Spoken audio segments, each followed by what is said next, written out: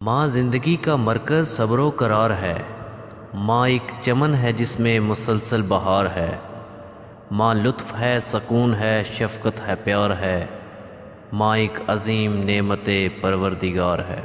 کتنے وہ لوگ ہیں جو تلاوت قرآن پاک پابندی سے کرتے ہیں، کتنے وہ لوگ ہیں جو تہجد کا اہتمام کرتے ہیں، اور کتنے وہ لوگ ہیں جو اللہ کی اذان کو سننے کے بعد مسجد کی طرف دوڑ پڑتے ہیں۔ کیا گھر سے نکلنے سے پہلے وہ کبھی ماں کا منہ بھی دیکھتے ہیں کہ میری ماں مجھ سے راضی ہے کہ نہیں، وہ مجھ سے ناراض تو نہیں؟ اگر ماں ناراض ہے تو اے سجدے کرنے والے، گویا تو اپنی طاقت کو ضائع کر رہا ہے۔ تیری عبادت کا، تیرے سجدوں کا کوئی فائدہ نہیں ہے۔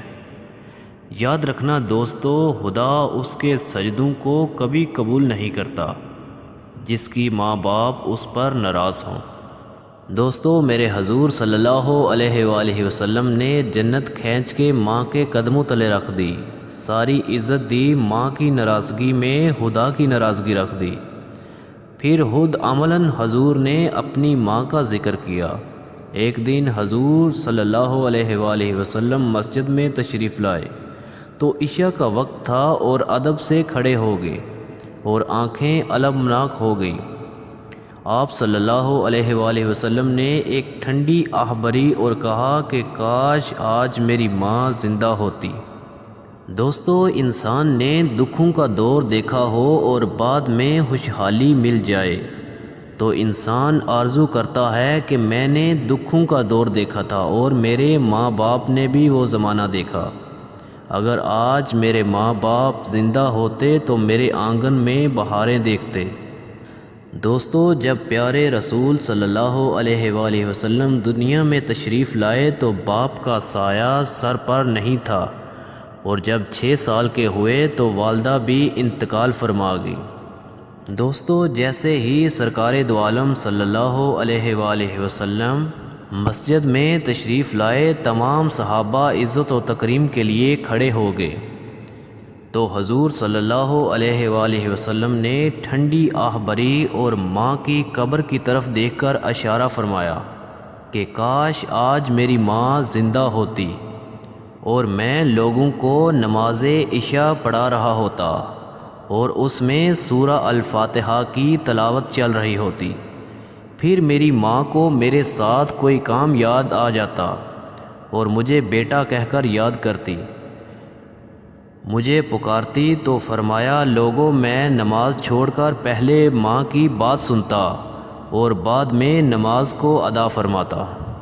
دوستو، جب پیارے حضور صلی اللہ علیہ وآلہ وسلم جنہوں نے ہمیں نماز دی اور نماز سکھائی، وہ پیارے رسول صلی اللہ علیہ وآلہ وسلم ماں کے ادب میں نماز چھوڑ کر ماں کی بات سننا زیادہ پسند فرماتے تھے، تو لہٰذا ہمیں بھی چاہیے کہ اپنے والدین کا ادب و احترام کریں اور ان کا کہا مانیں تاکہ حضور صلی اللہ علیہ وآلہ وسلم ہم پر راضی ہو جائیں۔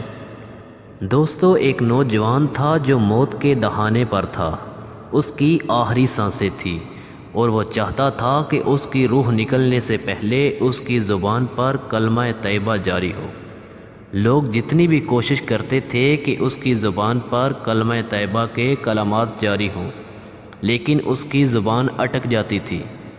لوگوں نے جا کر آقا دو جہاں حضرت محمد صلی اللہ علیہ وآلہ وسلم کو اس کی خبر دی تو پیارے حضور صلی اللہ علیہ وآلہ وسلم جلدی سے اس کے گھر تشریف لائے اور فرمایا کہ اس کے ماں باپ میں سے کوئی زندہ ہے یا نہیں؟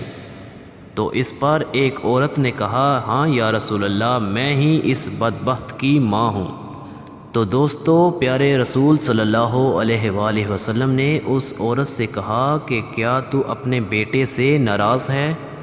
تو اس عورت نے کہا کہ ہاں یا رسول اللہ، میں اس سے ناراض ہوں، لیکن دین کے معاملات میں نہیں، کیونکہ یہ عبادت گزار اور تہجد گزار ہے۔ میں بس اس لیے ناراض ہوں کیونکہ یہ میرا بیٹا مجھ سے بہت بد اخلاقی سے بات کرتا تھا اور پچھلے 6 سال سے میں اس سے ناراض ہوں۔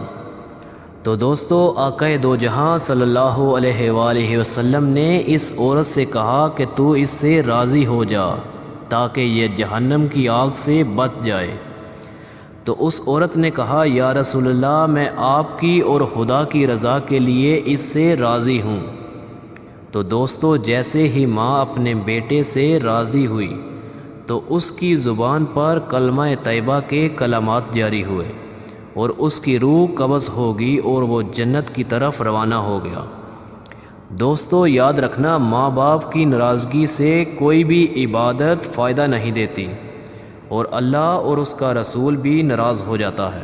دوستو اللہ تعالیٰ کی بارگاہ میں دعا ہے کہ اللہ تعالیٰ ہمیں اپنے والدین کا ادب و احترام کرنے اور ان کی بات ماننے کی توفیق عنایت فرمائے۔